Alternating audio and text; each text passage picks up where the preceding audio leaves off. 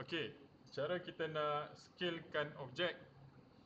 Okey, contoh bila awak nak panah ni, awak nak kecil ataupun besarkan dia. Awak buat contoh dah besar.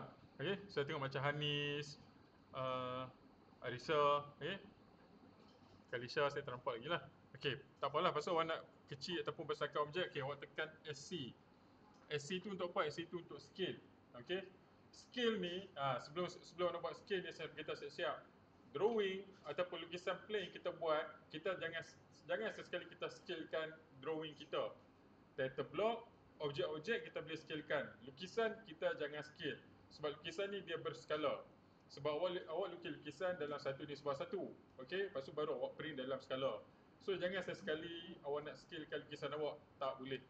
Kecuali kalau awak tahu awak nak scalekan dalam nisbah yang berapa. Kalau awak tak tahu, jangan scalekan drawing. Objek yang tak ada skala tu kita boleh scalekan dia. Okey. Awak tekan scale, awak tekan enter. Okey. Select object. Okey, pilih objek.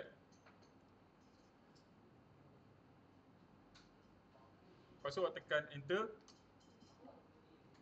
Okey, tengok dekat command dia kata specify base point. Okey, awak klik saja base point. Kalau saya lah, bila nak panah ni saya klik dekat ujung ni. Okey, saya klik kat ujung ni. Awak klik sekali. Nampak? Nak panah awak dah boleh kecil dan besar. Nampak tak? So, awak adjust size yang awak nak. Okey. So, awak klik saja kali kedua. Klik. Ikut size yang awak nak. Itu sahaja cara untuk scale objek.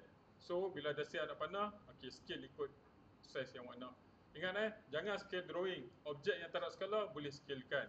Kecuali drawing yang awak tahu skala awak nak scalekan berapa, tak apa. Okey, itu sahaja.